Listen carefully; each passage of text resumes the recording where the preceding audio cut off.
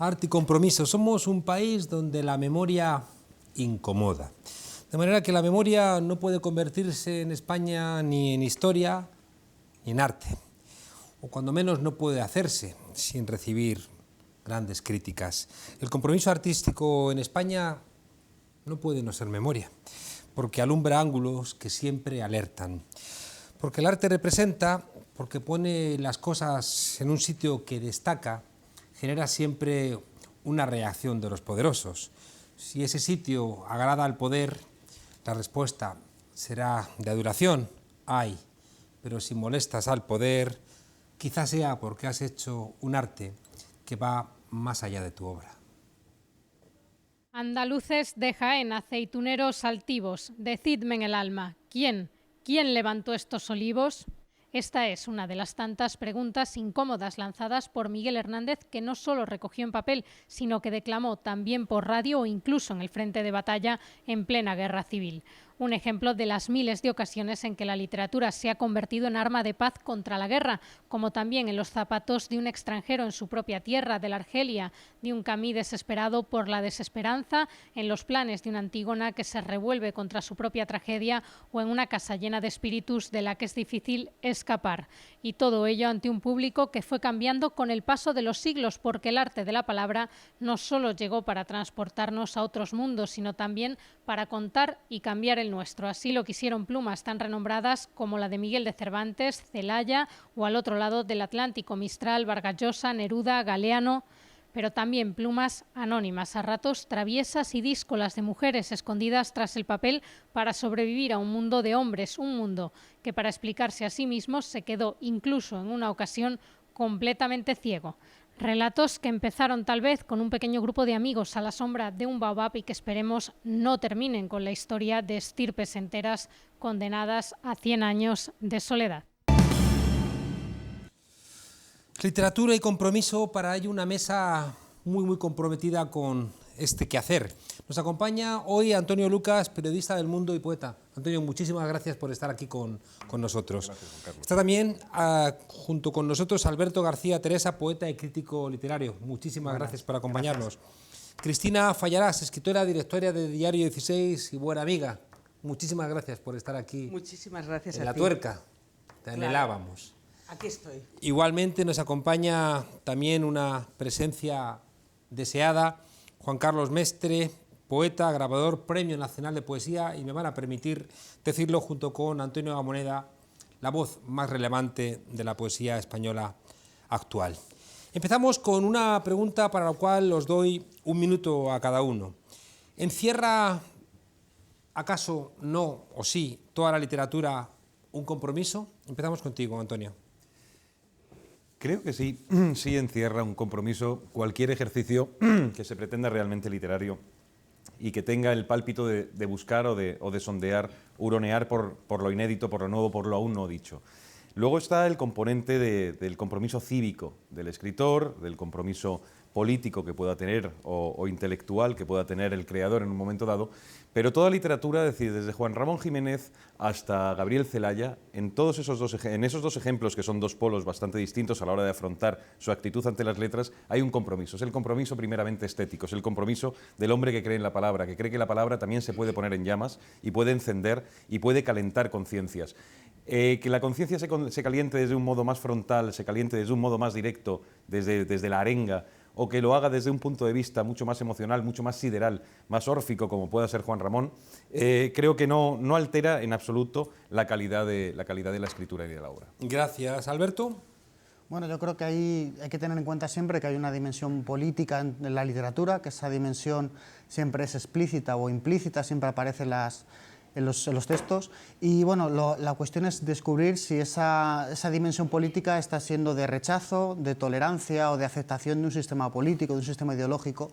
Entonces, cuando hablamos de compromiso, habría que ver, yo creo que mejor eso, ver cuáles son las repercusiones y las condiciones ideológicas en las que irradian un texto literario. Cristina. Yo creo que la literatura es un acto radical de intimidad, es un acto esencial, profundo, de creación, y en ese sentido no puede no tener compromiso, es decir, narrando, relatando, poniendo en palabras aquello que somos, creamos nuestro enfrentamiento y nuestra relación con el mundo. De ninguna manera es posible eludir eso si haces literatura. ¿Tú qué haces? Enfrentas el mundo, lo miras y te narras y narras el mundo. Si ese acto es íntimo, es verdadero, es esencial y transforma. En la medida que transforma, es político, y en la medida que es político es compromiso. Mestre. Yo creo que todo acto de escritura es esencialmente un acto de pensamiento, y como acto de pensamiento es un acto abierta y radicalmente político. Yo no conozco ningún texto literario que no suponga que no plantee un grado de tensión entre ética y estética, ¿no? La estética que deviene en una forma de conducta que adquieren las palabras en el texto para significar una u otra cosa. Por tanto, todo acto de escritura supone esencialmente un desafío, el de intentar ampliar los horizontes significativos del porvenir y asumir entonces la estética, la conducta del texto, que siempre tiene que ver y está imbricada con la necesidad del lugar en el cual se sitúa el escritor, es decir, la concepción de que los seres humanos somos responsables unos de otros o no, y la función ética que esas palabras cumplen en la sociedad en la cual el escritor ejerce en voz alta su palabra. Pues sí que puede ser cierto, en todo caso, os pregunto ya a los cuatro, que puede haber un escritor con malos sentimientos que haga una buena literatura. Yo lo dudo. Decía Pound que para escribir un buen poema es necesario ser antes una mejor persona.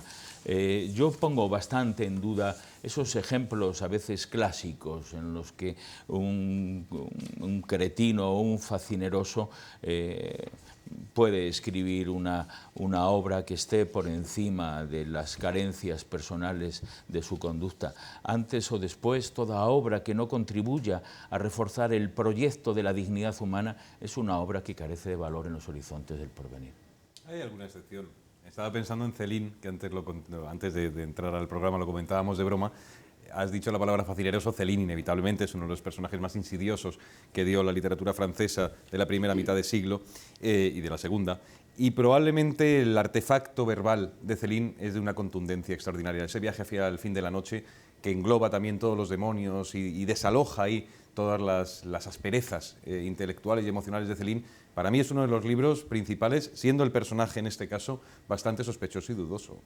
Yo creo que en la medida que la literatura narra al hombre y lo esencial del hombre, por supuesto puede haber alguien espantoso, no malo, espantoso, cuya narración refleje lo que somos en parte.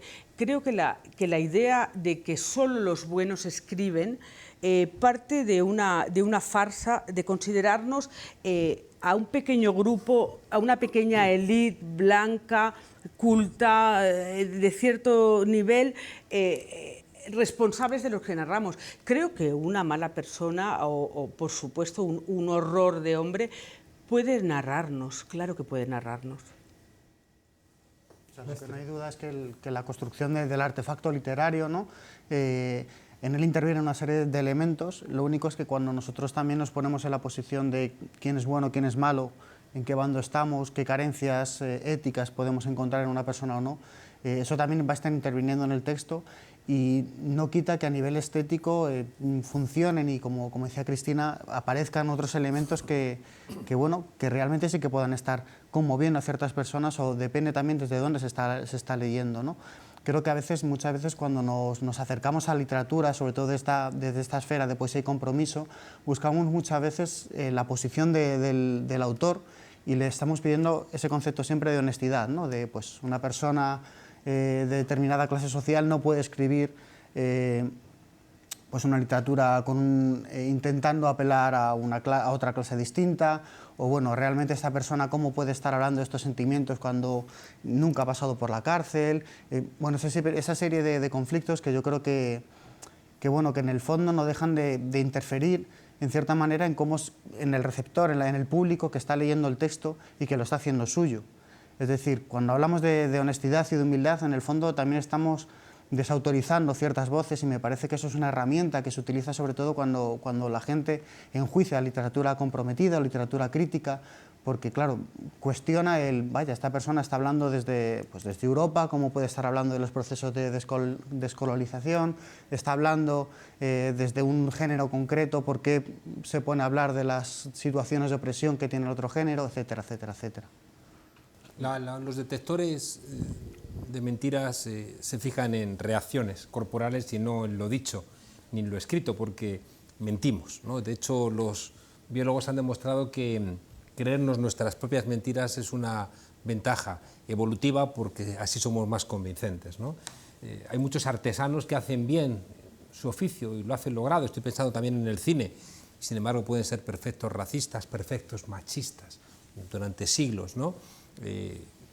Claro, yo creo que no existe ninguna neutralidad discursiva en la obra artística. Desde luego, lo que dice Cristina es un hecho claro. Es decir, no se exige aquí el buenismo como una garantía para la generación de textos de excelencia. Pero yo tiendo a pensar que todos aquellos textos cuyo enunciado contribuye a reforzar los parámetros discursivos de la intemperie civil, de lo que supone el autoritarismo, todas esas propuestas estéticas que no sé desde qué lugar moral, desde qué lugar cultural, desde qué lugar crítico pueden permitirnos que sean asumidas como una contribución a la biblioteca babélica, habiendo sido elaboradas desde presupuestos críticos absolutamente terribles y deleznables, que lo único que han hecho es reforzar las condiciones dialécticas que favorecieron en su día el exterminio, la eliminación del hombre por el hombre, la explotación civil, los periodos más oscuros de la historia. Yo pondría en cuestión que todo texto que no contribuya a reforzar el proyecto significativo de lo que significa la palabra cultura en su más amplia acepción, como un proyecto civilizatorio, como un proyecto vinculado, en suma, a los lenguajes de la delicadeza humana que contribuyen a reforzar la presencia digna de la mujer y el hombre en la sociedad contemporánea, es un texto que me produce dudas. Y sin duda, en su calidad literaria, y me la suele producir fundamentalmente la persona que está detrás de la generación de esos textos. Obviamente hay muchos casos en los que la poesía fundamentalmente y también la narrativa, la literatura habla por todo aquello que la ideología no deja decir. No podemos obviar pues una serie de presupuestos ideológicos que aún siendo mantenidos por el autor, su literatura no tiene las mismas ideas que su cuerpo, porque afortunadamente la literatura forma parte también de esa zona misteriosa donde las palabras alcanzan un grado de emancipación ideológica de lo político para adentrarse en la búsqueda de otra verdad. ¿Y no puede darse lo contrario, que alguien con buenos sentimientos haga mala literatura? Todo el rato. Sí, generalmente se suele dar, es decir, el buen sentimiento aplicado estrictamente como buen sentimiento a la literatura siempre es de vuelo muy corto. Es decir, la literatura es complejidad, la literatura en un momento dado es ese pequeño exorcismo que uno también se hace íntimo y que a veces no es consciente de que lo está haciendo. Eso quiere decir que hay una pequeña avería generalmente en aquel hombre que escribe, que pone sobre el folio y sobre la mesa, pues sus desamparos, sus intemperies, sus daños, sus entusiasmos. El buen sentimiento, aplicado solo como buen sentimiento a la literatura, genera heidis. Y claro, eso blanquea mucho todo el contorno hacia el que se expone. Yo creo más en el conflicto, creo más en el desacato que supone la buena escritura. Es decir, cualquier buen texto, tú puedes coger un texto de Thomas Bernhard o puedes coger un texto de Neruda, inevitablemente hay una rebeldía en eso. Hay una pequeña insumisión sobre ese patrón oro de las palabras en el que te han dicho que las palabras solo pueden existir ahí. Entonces, creo que eso no forma parte del buen sentimiento. Otra cosa es que uno tenga un buen ánimo de espíritu y eso es distinto a la hora de escribir. Pero el buen sentimiento, a mí, aplicado a la literatura o al arte en general, me deja un poco extrañado. La pregunta es, ¿qué somos? somos bestias, por favor. Somos bestias. Es decir, la gran ventaja, y para eso existe la literatura, es que la literatura, como cualquier creación artística, es un espejo y nos vemos en ella. No puede existir solamente, por supuesto, una literatura de buenos sentimientos porque creeríamos que somos algo que no somos. Yo sinceramente, creo que hay una farsa en la literatura del buenismo y en la construcción literaria, digamos, moral o moralista. Y luego debemos tener en cuenta que la creación literaria, insisto, pertenece a la pequeña élite que puede hacer creación literaria. Y muchos de nosotros deberíamos pensar muchas veces por qué tenemos el privilegio de escribir en lugar de cargar agua durante 24 horas al día del pozo a la aldea y de la aldea al pozo. En cualquier caso, lo que me pregunto es por qué nos interesa tanto la creación del bueno y nos preocupa tanto la creación del malo, y para mí no es otra cosa que el no querernos ver en el espejo donde también nos reflejamos. Hay otra cosa que parece real: reconocimiento, premios, concursos, publicidades. Es más fácil que lo obtengas si remas a favor de la corriente, ¿no? A favor del statu quo. Mientras que alguien que haga una obra que molesta, ¿no?, también a esos micropoderes de los concursos, de los premios y demás, tiene más probabilidades de quedar, ¿no?, oculto. No tengo yo tan claro, es decir, depende de qué premios, eso es importante, depende de qué premios, es un premio institucional o es un premio digamos, privado, de una institución privada, depende de qué premios. Juan Carlos Mestre es un hombre que no ha sido bastante cómodo con el canon. El Planeta, que vas a la portada de los periódicos, que premio nacional es donde... Pero el premio Planeta es un premio puramente comercial, que además va dirigido a ese... Mira, ahí sí que vendría bien, a ese buenismo, es decir, a esa literatura que pasa en la mayoría de las veces, aunque lo hayan ganado escritores relevantes, pero que muchas veces va pasando sin dejar mucha mácula, ¿no? Va pasando con esa agilidad con la que pasa la nada. Pero ciertos premios, ponía el ejemplo de Mestre, que es Premio Nacional de Poesía y es un poeta al que yo estimo enormemente. No creo que haya sido un hombre cómodo, no creo que haya sido un hombre que tampoco haya tenido esa necesidad de bracear en favor de la corriente, y sin embargo sí ha tenido un reconocimiento amplio, ¿no? Creo que es un buen ejemplo para esto que dices. Desde luego que los premios institucionales también tienen su pequeña trampa, también tienen su pequeña pestaña de concesión a los amigos. Pero en este caso yo creo que podríamos salvar algunos en España, podríamos salvar algunos premios y podríamos salvar algunos premiados. Por ejemplo, el Cervantes. El Cervantes es un premio que en algunas ocasiones yo creo que acertó muy plenamente. Y se equivocó en otras, pero acertó muy plenamente. Por ejemplo, el Premio Nacional de Poesía. Por ejemplo, en algunos momentos el Premio Loewe. Es decir, yo creo que hay una serie de premios que tienen por lo menos el aval de haber acertado en alguna ocasión, que es mucho aval. Y será por eso que jamás se han dado a mujeres. Es decir, será por eso que casi ninguno supera el 10-12% de premiadas. No. Es decir, forma parte de una construcción. De la misma manera que los premios comerciales, hablábamos de Planeta, pero podemos hablar de cualquiera, forman parte de una construcción industrial y comercial. Los premios nacionales forman parte de una construcción social que es básicamente machista. No, es decir, yo creo que los premios en general podemos cuestionarlos absolutamente todos. Otra cosa es que nos guste, claro, a mí me gustan premiados, hay muchos premiados que me gustan. Muchos o muchísimos, es decir, yo me acuerdo premios Planeta como cuando a Vázquez Montalbán, Marseille, quiero decir, hay premios Planeta que me celebro tremendamente y premios nacionales que celebro tremendamente. Sin embargo, considero que si la literatura es realmente un acto íntimo, radical y subversivo, como creo que debe de ser, jamás debería tener en cuenta los premios. Quien los reciba, vamos, ojalá recibiera yo el Planeta, no te fastidia, pero quien los reciba es estupendo. Sin embargo... Hablaremos con quien corresponda. Exacto. Monedero, te encargo a ti la labor, pero como acto subversivo creo que los premios son lo contrario. Son hombres los que pagan al gobierno, los empresarios de la falsa historia. Son ellos quienes han vendido al hombre, los que le han vertido a la pobreza y secuestrado a la salud de España. Pido que España expulse a esos demonios, que la pobreza suba hasta el gobierno, que sea el hombre el dueño de su historia, escribía Jaime Gil de Biedma. Dejadme preguntaros, ¿hay géneros más comprometidos que otros? Yo creo que no es cuestión tanto de géneros, sino de cómo funciona ese género en un momento concreto, ¿no? Como puede ser pues simplemente la novela hoy en día, efectivamente la narrativa, ¿no? Por incluir también incluso pues, la cinematográfica, pues, la televisión incluso, las series de televisión.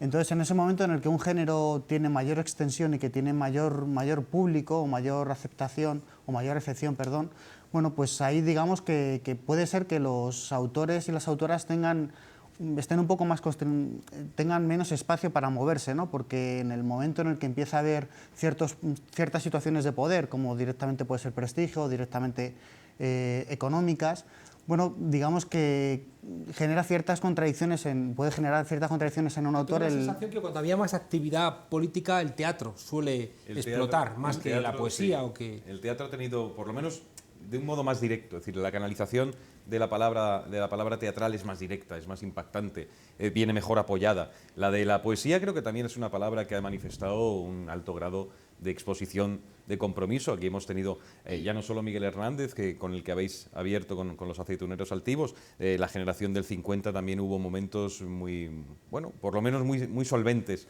de poesía de compromiso, y pienso en Blas de Otero.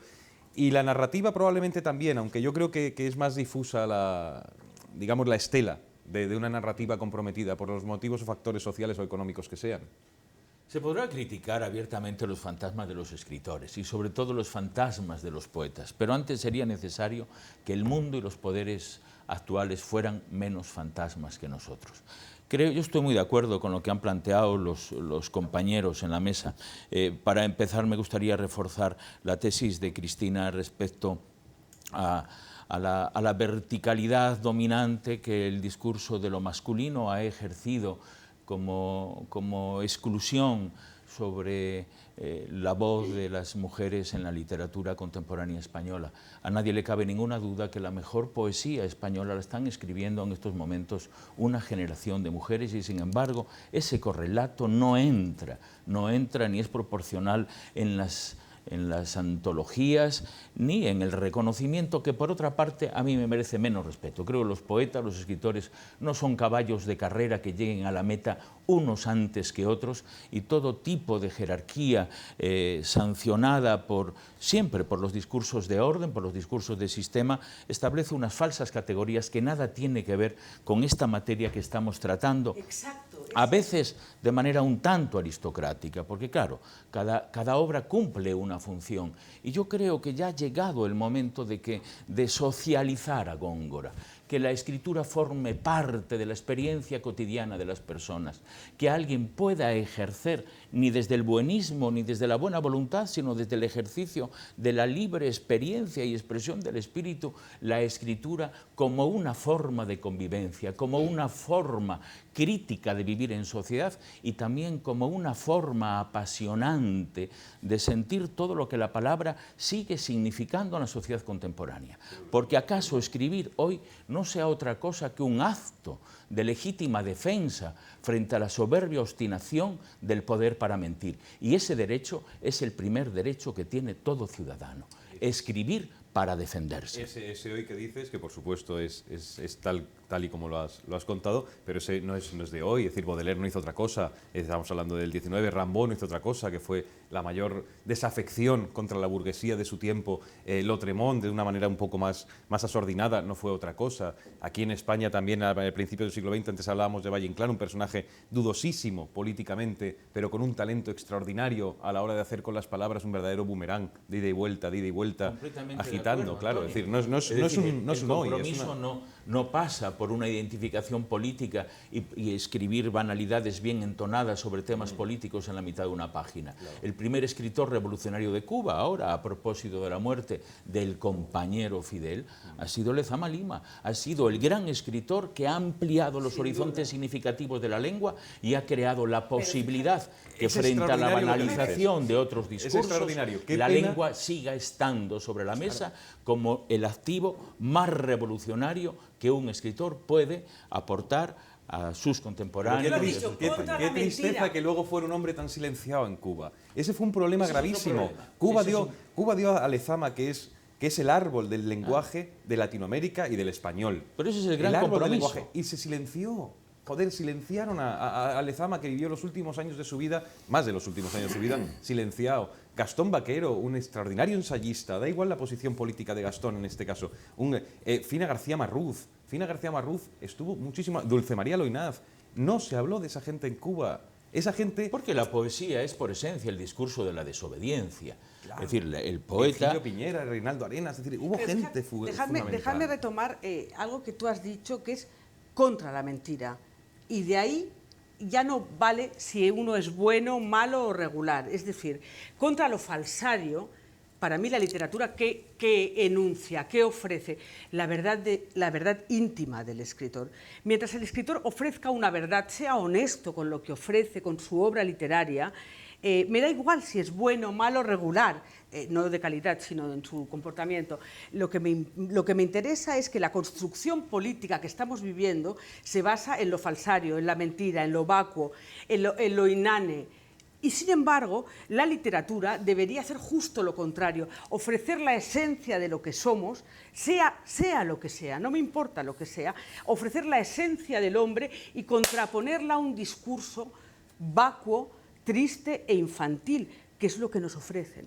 Es decir, hacernos caso, exigentes, hacernos cada vez más claro, exigentes. En cualquier caso, yo creo que muchas veces intentamos como salvar toda la literatura y es cierto que hay muchísima literatura cómplice, literatura que responde a un patrón de adormecimiento, acomodaticia y que tristemente, bueno, en todos los géneros, ¿no? Tanto teatro comercial, hipercomercializado, poesía, también narrativa. Jolín, creo que a veces intentamos poner el listón alto de qué es literatura, qué es no literatura, también marcando cuáles son nuestros deseos y nuestras intenciones, ¿no? Y la cuestión es como, no, vamos a ver qué narrativa se está produciendo hoy en día, vamos a ver qué poesía se está compartiendo y vamos a ver cuántos nichos hay de poesía crítica, cuántos nichos hay de narrativa crítica, cuánto de teatro crítico y dónde se está produciendo, en qué espacios se está socializando, dónde se pone en cuestión. Y realmente yo creo que ahí llegaríamos también a conclusiones, yo creo que importantes para ver cómo realmente la literatura hoy en día no deja de ser un instrumento para, pues eso, para seguir utilizando unos canales de dominación, unos canales comerciales, unos canales en el fondo, pues eso, para seguir manteniéndonos sumisos y dormidos. Hay veces donde se alumbran cosas y otras se ocultan. Hay un cuadro famoso de la transición, El abrazo, de Genovés, que ahí lo tenemos.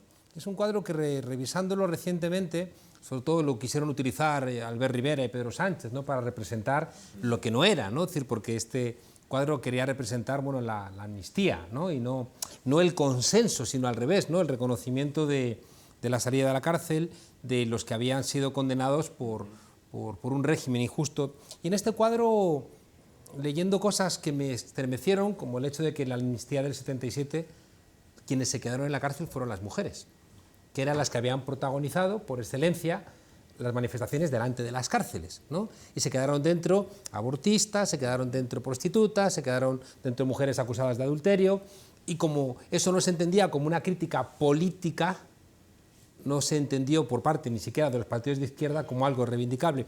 Y en ese cuadro solamente hay una mujer, que es la de la derecha, que está abrazando a la nada, sí, o al futuro. Se explicó en algún momento Genovés, que quiso decir, bueno, cuando eran las mujeres realmente las que protagonizaban, pero quedan ausentes al final de este cuadro. Y ahí viene la siguiente pregunta que quiero haceros, si este país todavía es un país encarcelado, ¿no? Si este es un país que como decía ese libro de texto, Lorca, ¿no? Se fue a morir, ¿no? Cerca de su pueblo, Machado con su familia se fue a morir a Francia, ¿no? Como si fuera a Disneylandia. Y quiero preguntaros de alguna manera si el franquismo, ¿no? De alguna manera afecta en España esta pregunta acerca de la literatura y el compromiso. Yo creo que afecta abiertamente. Decía Cortázar que el poeta es por naturaleza una persona desagradable, y es desagradable fundamentalmente porque es testigo, porque está ahí en medio de la calle con el negocio de la intemperie de su pequeña verdad recordando. asumiendo el imperativo categórico de la memoria, algo que es terrible para el fascismo, porque el fascismo, queridos amigos, es algo más que una intemperie jurídica, ¿no? Que una terrible estructura de indefensión civil. Es fundamentalmente la violación de los significados, cuando las palabras dejan de designar aquello para lo que han sido hechas. Y ese es uno de las grandes grietas que ha afectado al discurso poético, por ejemplo, y literario de nuestro país. Lo que supuso el quiebre, lo que supuso el asesinato de la identidad, de la imaginación de la Segunda República en la generación del 27 y que no se ha logrado, a pesar de todo, restaurar. Esa gran ampliación de los significados del porvenir que supuso García Lorca y Juan Larrea y Rafael Alberti, todos los poetas del 27, y que apenas tenemos que esperar a Carlos Edmundo de Ori, a Rafael Pérez Estrada, a Caballero Bonal, a José Ángel Valente y a Antonio Gamoneda para encontrar de nuevo los primeros síntomas, ¿verdad?, que saquen a la palabra de ese lugar funcional donde los sociólogos han querido siempre meterla, ese lugar donde la palabra cumple una función dentro de la sociedad de consumo.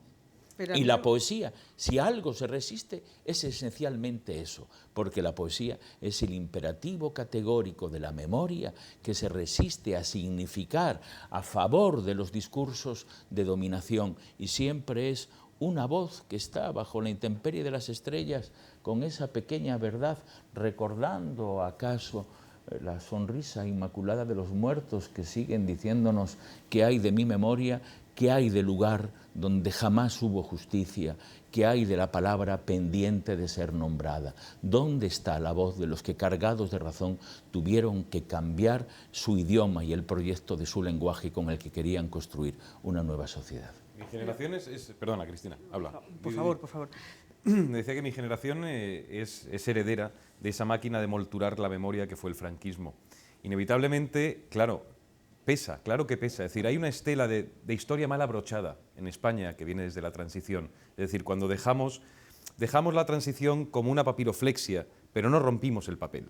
Había que haber roto muchos papeles en aquella transición. Inevitablemente eso pesa en la memoria nuestra, eso pesa en la educación sentimental de muchos de mi generación. Yo estudié en el Instituto Montserrat y ahí en el Instituto Montserrat sí que hubo un ejercicio simpático y singular de hacernos repasar la historia de España de una perspectiva interesante. No digo esto como anécdota nostálgica de la adolescencia, sino que lo digo como esa pequeña incomprensión que uno lleva dentro cuando habla con algunos amigos y habla de aquellas cosas que el franquismo propició y que ha reseñado muy bien Mestre, y que es verdad. Es decir, nosotros somos huérfanos, no de aquellos muertos, que por supuesto, somos huérfanos de la memoria que no nos dejaron tener de ellos. Y eso pesa específicamente a la hora de que uno tenga un concepto más o menos cerrado, más o menos bien articulado de su propio país. Y se filtra la escritura, porque la memoria va en la masa de la sangre también. Y la masa de la sangre es la forma en la que uno es a veces digamos, el caudal desde el que uno saca las cosas para escribir. Yo sí creo que hay un peso específico y que se ha encargado muy bien desde la transición hasta aquí de aplastar, de amurallar un cierto poder a la hora de no decir qué sucede con la memoria del franquismo, no para aquellos que la vivieron, sino para aquellos otros que no queremos vengarla, pero sí necesitamos cerrarla. Y eso creo que en la historia de la literatura se puede dejar ver como surco. Cristina. El gran problema, y ahora voy a venir, si me permitís, a la actualidad. El gran problema es que el silencio genera podredumbre y genera silencio. Es decir, la transición fue una basura absoluta, generadora de silencios. Ahí tenemos los muertos en las cunetas y ahí tenemos las fosas comunes. ¿Qué pasa? ¿Dónde están ahora los escritores? ¿Dónde están narrando la pobreza? ¿Dónde están narrando los desahucios? ¿Dónde está narrando la gente que vive con velas? Es decir, ese silencio está hoy reflejado en la literatura que no narra cómo vivimos. ¿Me explico? No estamos contando cómo vivimos. Hoy, lo siento, no estamos dos o tres contando. nombres que probablemente sí están incidiendo en esa categoría.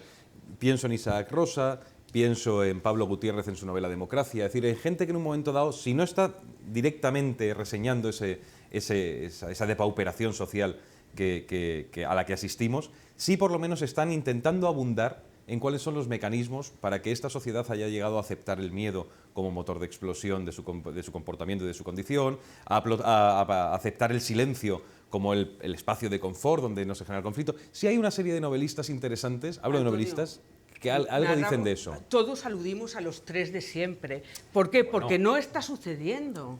Hay más gente, digo, esos tres podría decir 3 o 4 más. Clara Usón. Son gente siempre que tiene que tirar de la memoria, Chirves, ¿no? Por ejemplo, pero que tienen que de alguna manera recuperar la historia que es verdad que no ha sido narrada. Es decir, tú no explicas el presente sin acudir, ¿no?, a tapar esos agujeros narrativos de la historia de nuestro pasado, ocultados intencionalmente durante la transición para que los que se acostaron franquistas se levantaran demócratas, ¿no?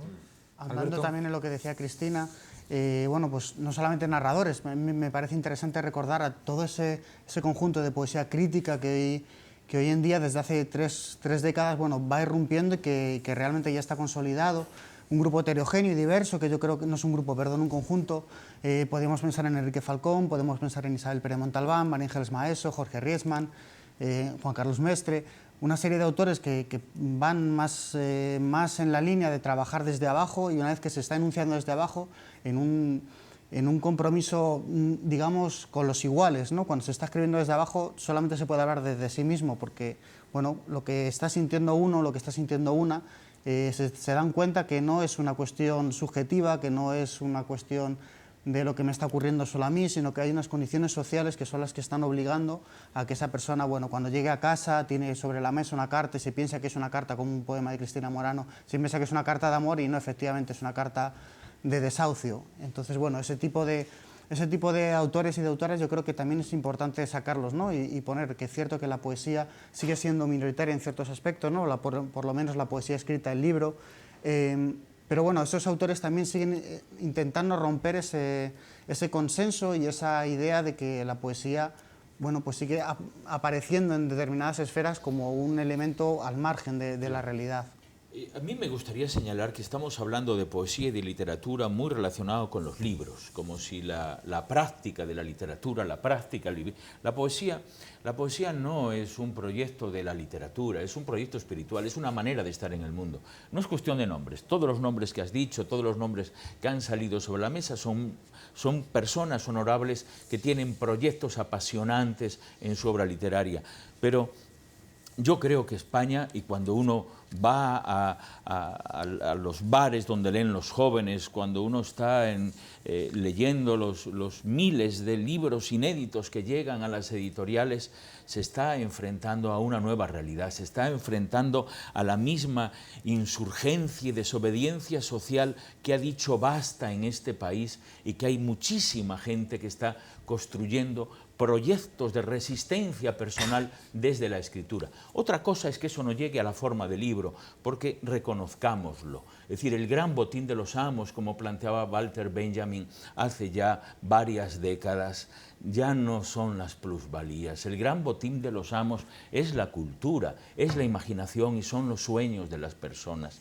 Y eso es lo que se roba. La posibilidad hoy casi absoluta de que un joven poeta pueda llegar a una editorial con su libro de poemas. Lo que se publica es la mínima parte, pero la gente llena los bares, llena los encuentros. Por primera vez en este país hay lugares donde la gente llega media hora antes para hacer cola, para coger sitio en una lectura de poesía.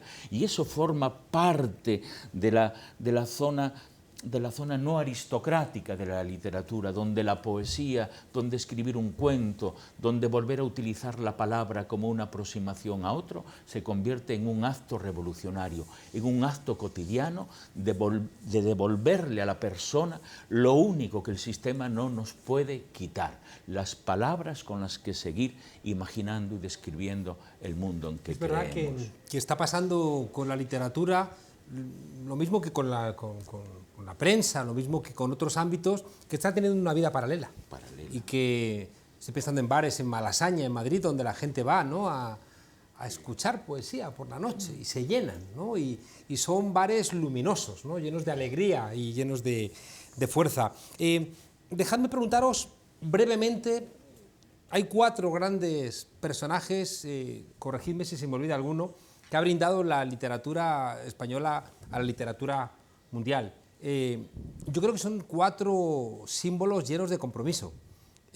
Os pediré una reflexión y si está por surgir alguno nuevo. Estoy pensando en el Quijote, estoy pensando en Don Juan, estoy pensando en la Celestina y estoy pensando en el Buscón, Don Pablos con el Rinconete y Cortadillo o el Lazarillo.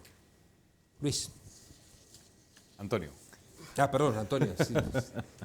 Me he ido. No, sí, son 4 ejemplos irrebatibles de literatura y de literatura así de compromiso. Por lo menos esa no existía entonces, claro, el concepto de compromiso, pero sí existía la necesidad de poner a una sociedad frente a su propio espejo, ¿no? En ese caso, por ejemplo, el Quijote, que yo creo que es una novela que es un puzzle y que a la vez es un Tetris y a la vez es lo más esencial que puede dar un hombre de sí mismo o puede dar un hombre de la escritura con un lenguaje tan novedoso. El Quijote luego es una novela que tiene esa condición tan extraordinaria y tan posmoderna del fragmento y tiene esa condición tan comprometida del hombre que anda, avanza y establece ese cerco y ese vínculo entre realidad y ficción, entre esa senda entre la realidad y el deseo que decía Luis Cernuda, y que en un momento dado sí que se convierte en la gran lección de un compromiso. Es el compromiso de aquel que está mirando su entorno con todo el asco que sentía Cervantes por lo que veía, y está poniéndonos a nosotros en lo mejor que puede ponernos la literatura, que es en el lugar de la pregunta. Es decir, lo que mejor puede dar como mercancía, puede dar como herencia la literatura es la pregunta. No dar tantas respuestas como establecer un código de preguntas en los que uno mismo se tenga que interrogar, en el que uno tenga que pactar consigo mismo cuál es el perfil, el contorno, el dibujo de hombre, de ciudadano que quiere ser. Y luego el Buscón, y luego la Celestina, que es la gran pieza, o el Don Juan, que es una cosa un poco más atrabiliaria en cualquier caso. Pero esas piezas son principales y yo creo que todos venimos de ahí.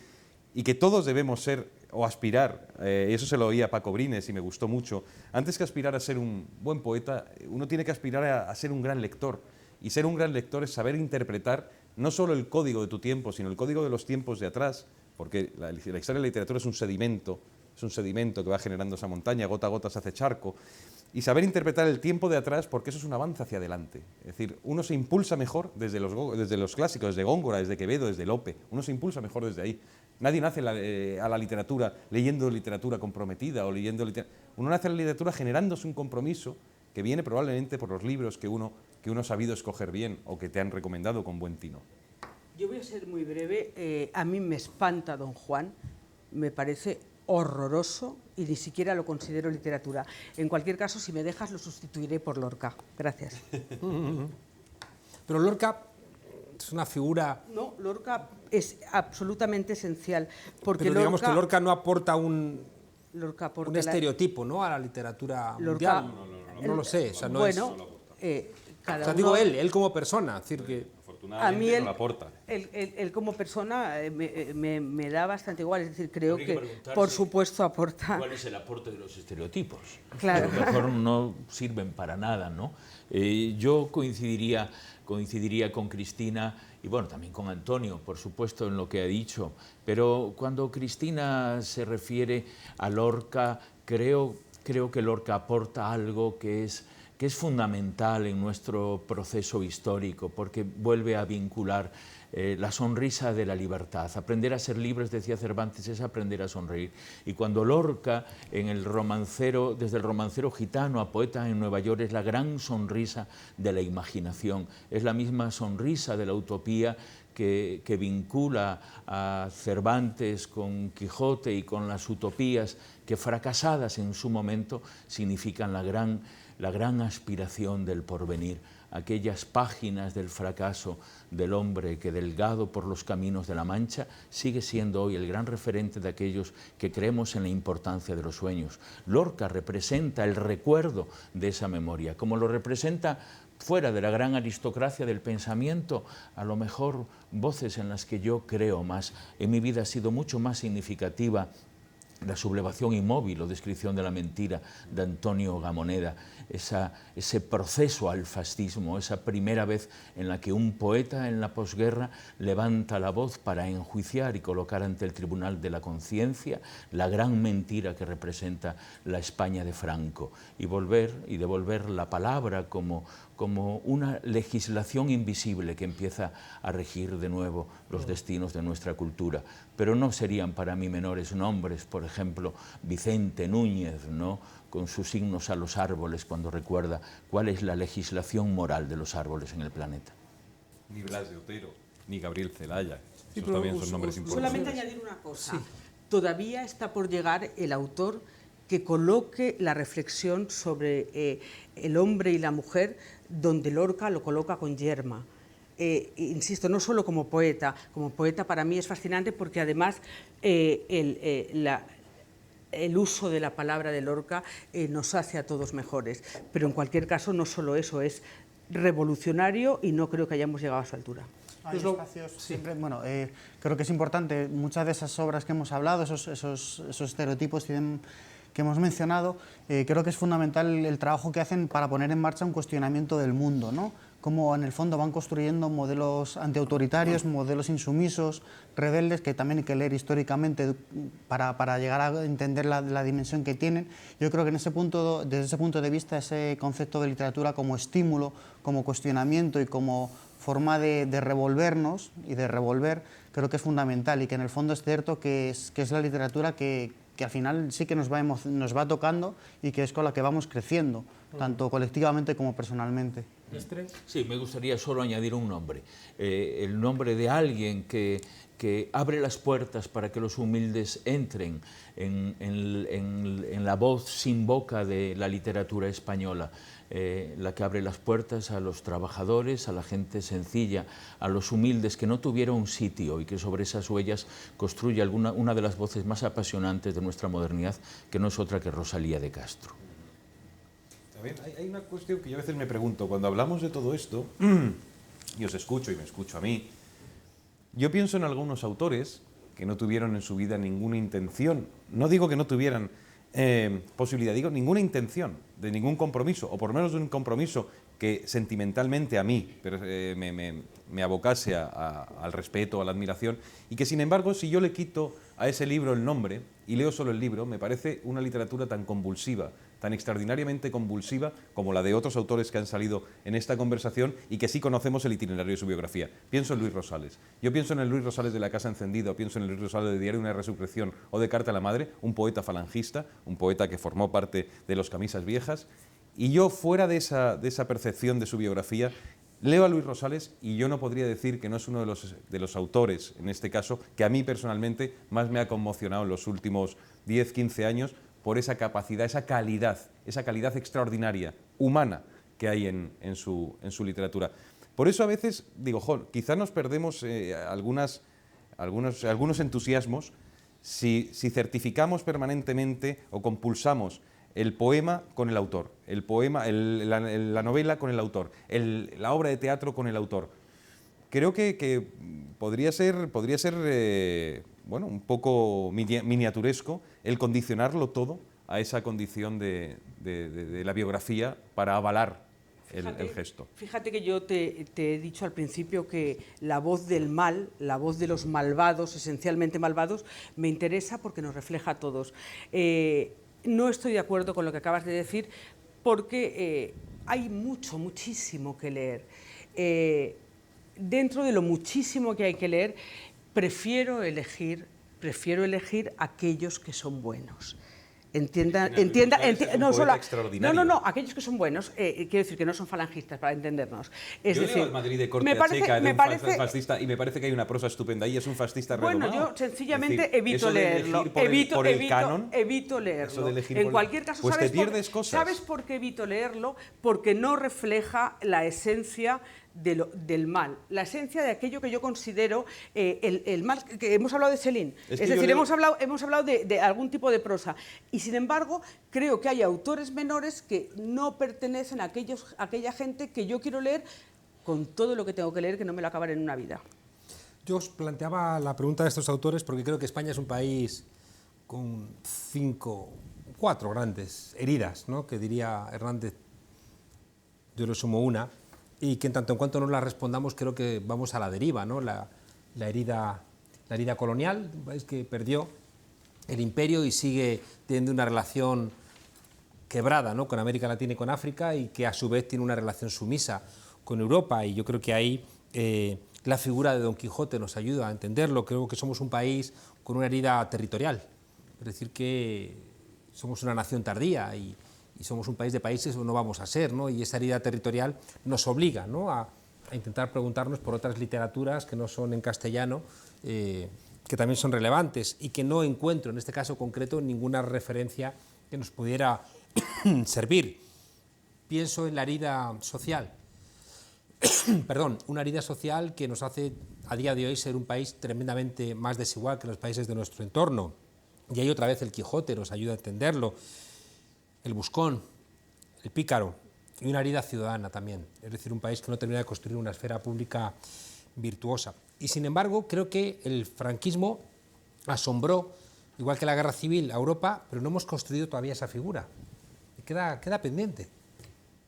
¿Cuál sería la figura literaria que nos daría cuenta de ese fascista, que nos daría cuenta de ese referente de ese pueblo que está por ser identificado? ¿Dónde queda todo eso? Yo creo que no se trata de buscar un referente de ejemplaridad. La ejemplaridad está desterrada del territorio de la literatura. Yo hablo de conductas, yo no hablo de escritores como ciudadanos ejemplares, pero creo que si algo está poniendo de manifiesto esta cordialísima conversación, Monedero, es un hecho evidente, que la literatura, que el pensamiento de la cultura es esencialmente un discurso republicano donde todas sus partes son ciudadanos libres que tienen el deber y la obligación de estar en desacuerdo entre sí. Y eso es lo que hay, hacia lo que hay que avanzar, hacia la posibilidad de una convivencia en la heterodoxia, alejada de los modelos canónicos, de los modelos sancionados por el sistema, de los discursos de orden vinculados a la academia o a las jerarquías sancionadoras de las instancias de poder, y devolver la literatura a ese lugar de desobediencia civil donde solo la imaginación es la ley invisible de la conducta. Tenemos que irnos, y tenía una parte pendiente que era la literatura en América Latina, la influencia de algunos autores en construir referencias esenciales, ¿no?, como la patria grande, ¿no?, gente como Galeano, por supuesto Neruda, con una visión ibérica, ¿no?, que también trasciende, Saramago.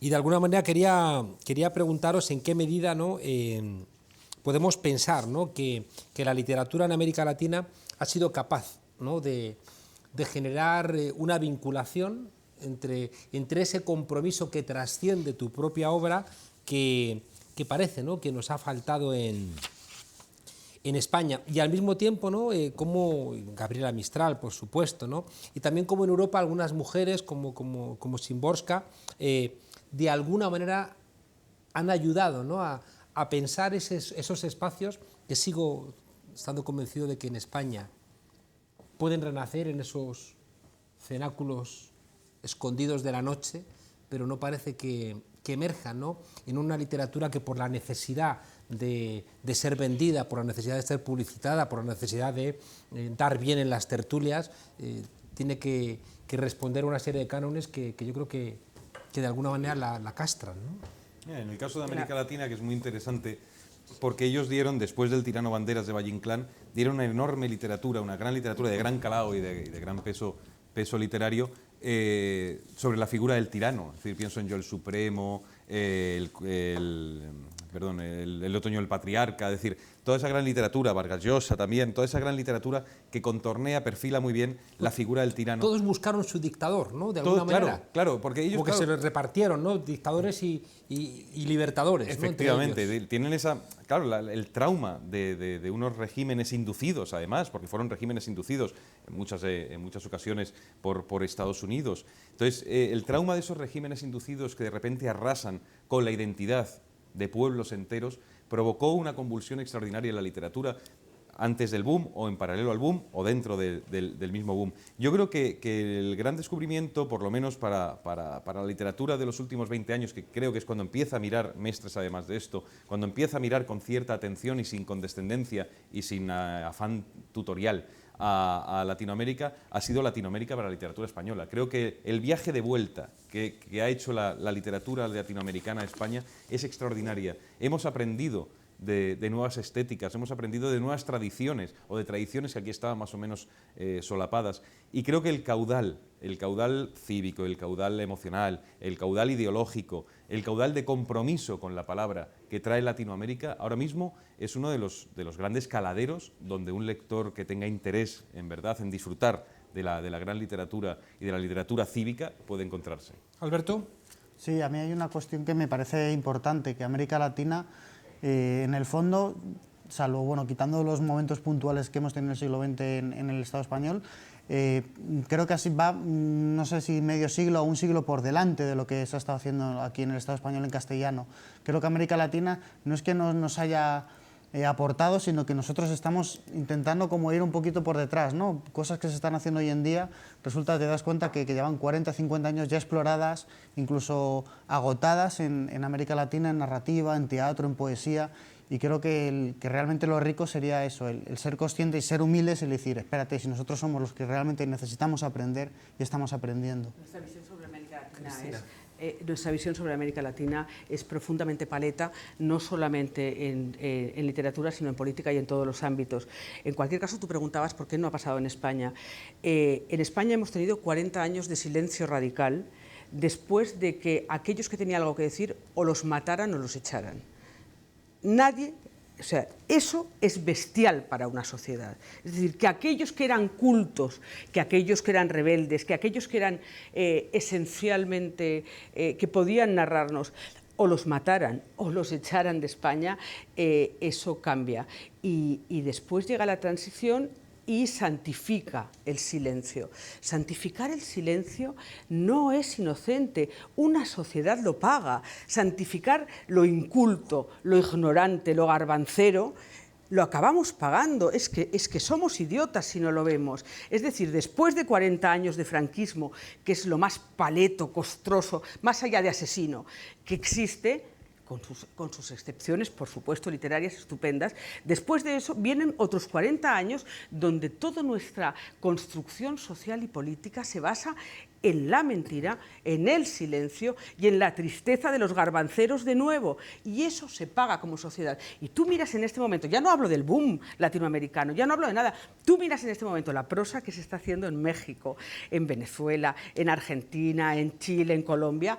Por favor, deberíamos descubrirnos ante todo eso y sin embargo lo miramos con una condescendencia como aquellos que están escribiendo en Latinoamérica y todavía tenemos los santos cojones, con perdón, de compararnos con ellos, pero si no hay comparación, por favor. Igual hay que descubrirlos de verdad. Claro, Ahora. no sé. Sí, nadie lo pone en duda, ¿no? Yo creo que lejos de todo originalismo, la cultura, la literatura, el arte es una red dialéctica de comunicaciones, de rechazos, de proximidades y de posibilidades. Escribimos con el aire usado por otros y con palabras con las que otros intentaron construir la imaginación del mundo. Lo que dicen nuestros compañeros de mesa es una evidencia absoluta. La ruptura que supuso la tragedia del golpe de Estado, el franquismo, supone una rotura que no se ha vuelto a restaurar porque Federico García Lorca, más que simbólicamente, sigue siendo un detenido desaparecido. Y Juan Larrea, en el exilio, sigue siendo un escritor que no ha leído nadie en nuestro país.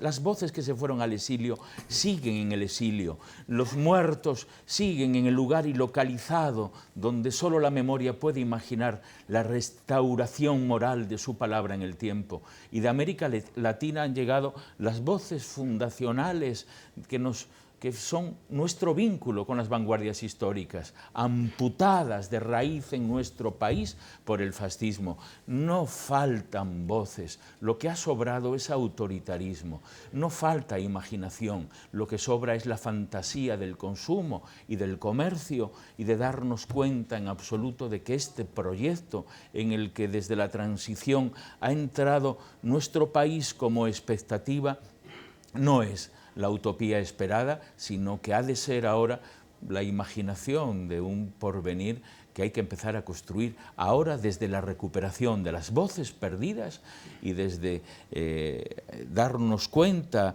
no en relativo, sino en absoluto, que la lengua castellana está más viva al otro lado del gran océano que nos une que en este lugar moral de las academias que nos separa.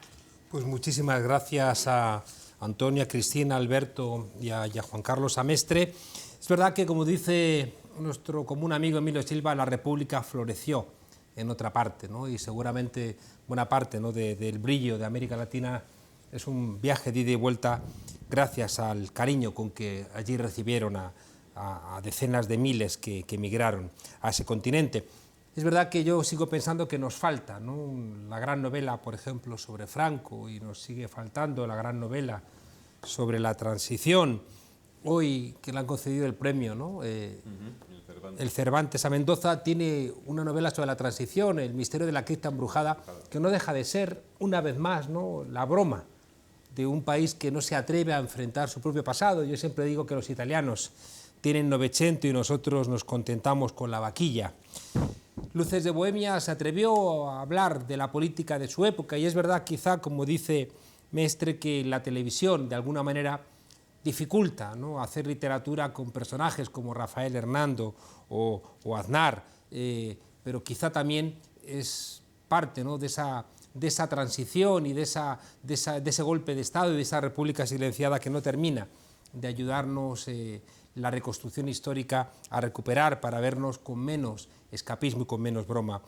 Hoy queremos terminar este programa de Literatura y Compromiso, como no podía ser de otra manera, recordando a alguien a quien quisimos, respetamos, de quien aprendimos y quien nos emocionó, Marcos Ana. Los dejamos con él, con Marcos Ana, aquí en La Tuerca, como siempre, la única tertulia, y nunca mejor dicho, sin miedo, como Marcos Ana, y con memoria, como Marcos Ana. Hasta la semana que viene. Hubo una España que, por ser, la condenaron al silencio. Muchos en este país aún desconocen su historia, más aún su palabra.